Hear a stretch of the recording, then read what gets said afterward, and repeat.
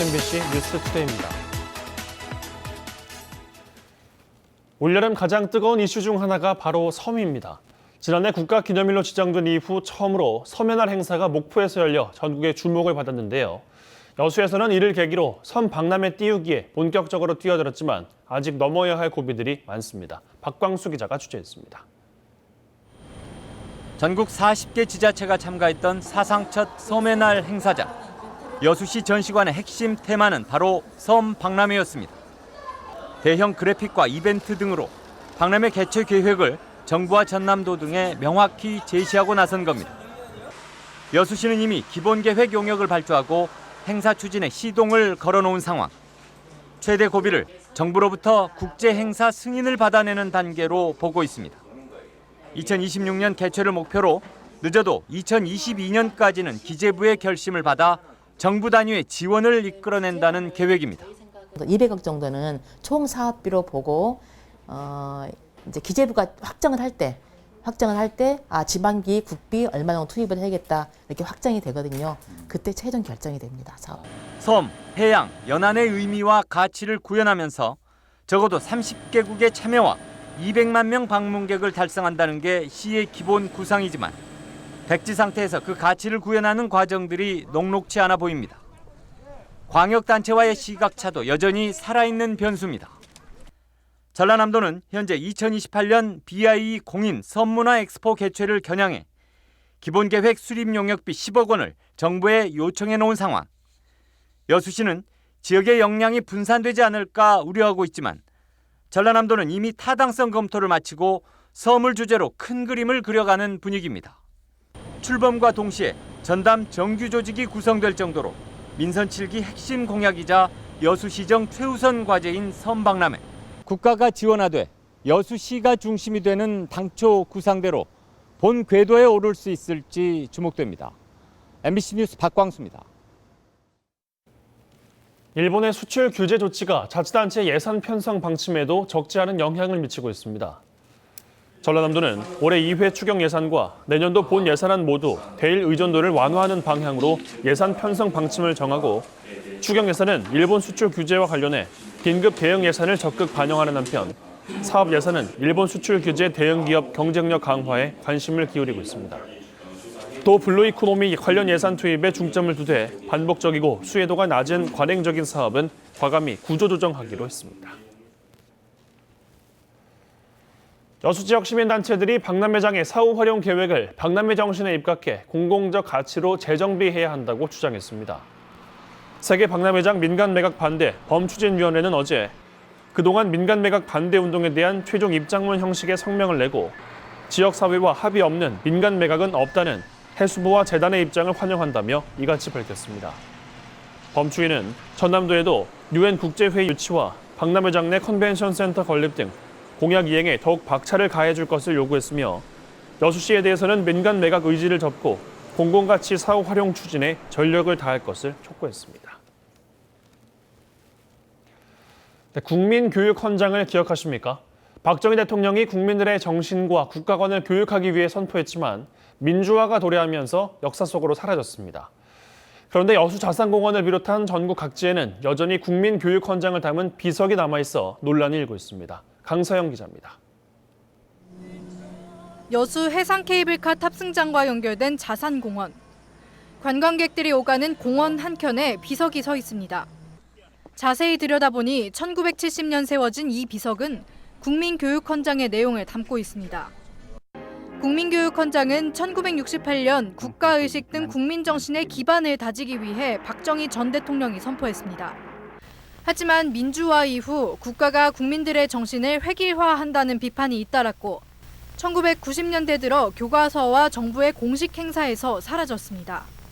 그런데도 국민교육헌장에 담은 비석은 여수 자산공원뿐만 아니라 서울 어린이대공원과 부산 용두산공원 등 전국 곳곳의 공공시설에 산재해 있는 것으로 드러났습니다.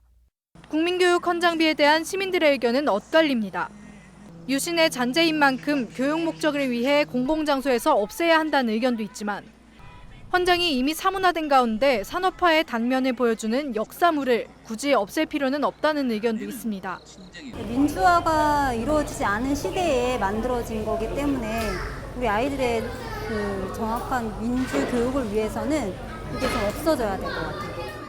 지금까지 우리 대한민국이 오는 그 과정에 큰 역할을 했다고 생각을 합니다. 또 그런 부분에 대해서는 역사로 인정해야 된다. 여수시 공원관리부서는 논란이 커지자 국민교육헌장비의 관리 주체인 민간봉사단체에 이 같은 사안을 전달하겠다고 밝혔습니다. 국민교육헌장비 존폐에 대한 의견이 아직은 분분한 가운데 논의가 필요하다는 목소리가 커지고 있습니다. MBC 뉴스 강소영입니다.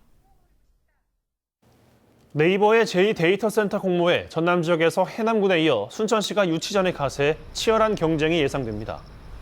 전남도는 네이버의 5,400억여 원 규모의 제2데이터센터 전국 공모에 도내에서 해남군이 구성지구에 유치 신청을 한 데 이어 순천시도 해룡 일반 3단을 후보지로 선정하고 공모 부지 의향서를 접수했다고 밝혔습니다. 네이버는 현재 공모 부지 의향서를 접수한 전국 136곳의 지자체와 민간 사업자에 대한 서류 심사와 현장 실사 등 절차를 거쳐 다음 달 안에 최종 우선 협상자를 결정하고 2020년 상반기에 착동할 계획입니다. 여수 지역의 쓰레기 종량제 시행 기준이 환경부 권고안 등에 맞춰 대폭 변경됐습니다.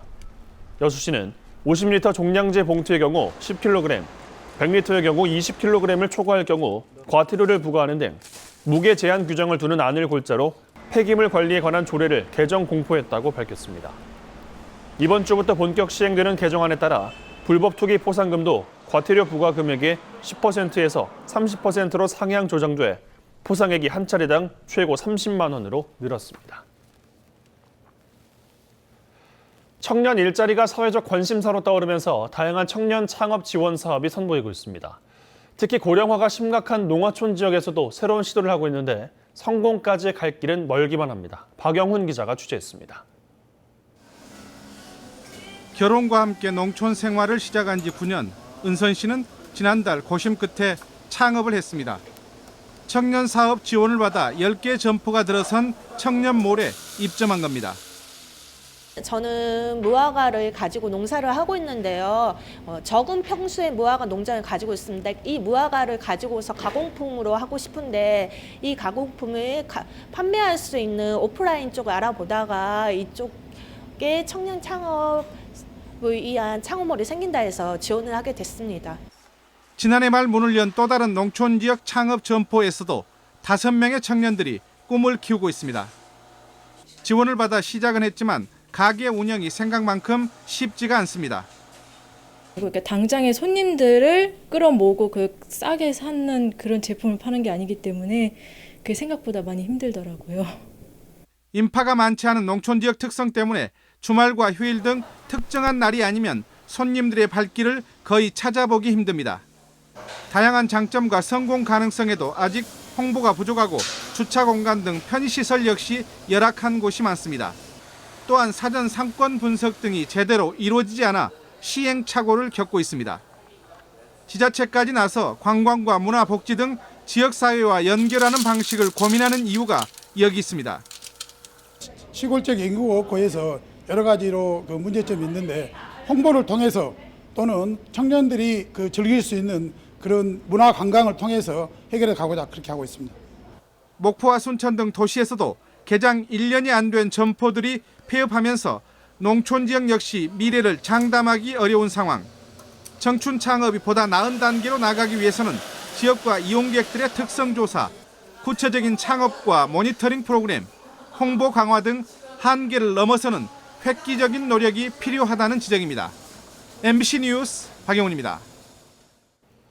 최근 개인정보 유출이 심각한 사회 문제가 되고 있습니다. 은행과 계약을 맺은 일부 마케팅 대행업체가 개인정보 활용 동의 없이 신규 아파트 입주자들에게 대출 문자를 보내 말썽이 일고 있습니다. 김양훈 기자가 취재했습니다. 신규 아파트 입주 예정인 김신영 씨. 지난달 말 사전 점검일에 아파트를 방문한 뒤 은행 대출 상담사로부터 대출 안내 문자를 받았습니다. 이 은행은 김 씨가 개인정보 활용 문자 수신 동의를 해준 적이 없는 곳입니다. 전자제품 동의 정보 수신 동의만 했는데 은행권에서 이제 대출 관련 그 아파트를 입주를 축하합니다 해가지고 같이 오니까 제가 그 부분에서는 너무 이제 황당한 거죠. 또 다른 입주자 유모 씨 역시 2개 은행 대출 상담소로부터 대출 문자를 받았습니다. 아파트 입주를 축하한다는 현재 자신의 상황을 알고 있는 문구까지 적혀 있었습니다. 불필요한 문자를 받고 제 개인정보가 유출되는 것에 대해서 되게 지금 화가 나고 불편하네요. 입주를 앞둔 목포현 아파트 사전 점검일은 지난달 26일과 27일. 당시 전자제품 판촉 사원과 대출 모집인들은 아파트 앞에서 입주 예정자들의 연락처 등을 수집했습니다. 수집한 개인정보를 마케팅 대행업체에 넘기면 상담사들이 수집된 연락처로 제품 소개와 대출 금리 등을 안내하는 문자를 보내는 구조입니다. 이 과정에서 개인정보가 유출된 것으로 추정됩니다. 더 각별하게 동의 부분에 대해서 직원들 교육 잘 시키고 문자 수신을 동의한다는 개인 서명이 빠진 동의서가 있는가 하면 일부 은행은 민원인의 주장과 달리 서명까지 되어 있는 동의서도 있는 것으로 알려졌습니다. 피해자들이 법적 대응을 예고하고 있는 가운데 사법기관의 철저한 수사가 필요해 보입니다. MBC 뉴스 김양훈입니다. 여수 중림지구 공공임대주택의 분양 전환이 추진되고 있는 가운데 합리적인 분양가를 적용해야 한다는 주장이 나왔습니다. 주승용 국회 부의장은 보도자료를 통해 여수 지역의 집값이 폭등하면서 분양 전환이 추진되고 있는 중림부영 1, 2차 아파트의 경우 감정평가 금액이 높게 책정돼 입주민들의 반발이 커지고 있다고 지적했습니다. 주 부의장은 이어 분양 전환 가격을 산정하면서 실제 건축비가 아닌 국토교통부의 표준 건축비를 적용하는 것은 폭리를 취하는 것이라며 사업자인 부영은 분양가를 낮추어 무주택 서민들을 보호해야 한다고 강조했습니다. 광양시가 관내 친수공간 조성을 위해 해당 지역의 기능을 강화할 계획입니다. 광양시는 어제 광양 마린베이 중간보고회를 열고 효율적인 친수공간 구역을 설정하기 위해 역사 문화공간 창출 지역과 생태기능 강화 지역 등 대상지별 차별화가 필요하다며 이를 위해 주민과 전문가 의견을 지속적으로 반영하겠다고 밝혔습니다. 광양 마린베이는 시민들을 위한 휴양, 여가 공간 조성 사업으로 광양항 동서측 일원 24만 제곱미터에서 추진되고 있습니다. 남해안 일원의 해양 생태 체험 교육의 장인 전남해양수산과학관이 전시시설을 현대화하고 오늘 정상 개관합니다. 전라남도 해양수산과학원은 여수시 돌산읍에 위치한 해양수산과학관이 지난 2016년부터 3년여 동안 터널 수조, 로봇 수조, 야외 데크 등 실내외 전시장을 쾌적한 시설로 새롭게 조성해 오늘 정상 개관한다고 밝혔습니다. 전남해양수산과학관은 지난 1998년 5월에 개관해 참돔, 능성어, 쥐치 등 36종 12,000여 마리의 남해안 토산 어종 해수 관상어 등을 전시하고 있으며 해마다 관광객과 지역민 60여만 명이 찾고 있는 지역의 대표 수산과학 교육장입니다. 여수시 이순신 마리나 위탁업체 특혜 의혹에 대해 해경이 수사에 나섰습니다. 여수해양경찰서는 최근 이순신 마리나를 위탁해 운영 중인 모 업체의 사무실을 압수수색하고 관련 서류와 컴퓨터 분석 작업에 들어갔습니다. 곳에 방무도 껴 있습니다. 태풍이 더위를 좀 식혀주나 하는 기대와 달리 오히려 무더운 아열대 공기를 몰고 와서요. 오늘 대부분 지방에서 폭염이 더욱 심해지겠고 불쾌감도 매우 높겠습니다. 한낮에 홍천이 37도, 대구 36도, 청주는 35도까지 오르겠고요. 서울도 어제보다 5, 6도가량이나 높은 34도까지 오르겠습니다. 더위에 지치지 않도록 건강관리 잘 해주셔야겠습니다. 기온이 오르면서 오후부터 밤사이 내륙 곳곳으로는 요란한 소나기가 지나겠고요. 내일도 서울을 비롯한 중부 내륙과 호남 지방에 소나기 예보가 들어있습니다. 시간당 30mm 이상씩 강하게 쏟아질 수도 있겠습니다. 한편 현재 태풍 크로사는 일본 남동쪽까지 올라와 있고요. 내일과 광복절인 모레 사이 일본 규슈 지방을 관통할 것으로 예상됩니다. 이번에도 우리나라는 간접 영향만 받겠는데요. 내일 밤 강원 남부와 영남 지방을 중심으로 비가 시작돼서 목요일엔 전국적으로 확대되겠고요. 특히 동해안 지방을 중심으로 강한 비바람이 예상돼 미리미리 대비하시는 게 좋겠습니다. 날씨였습니다.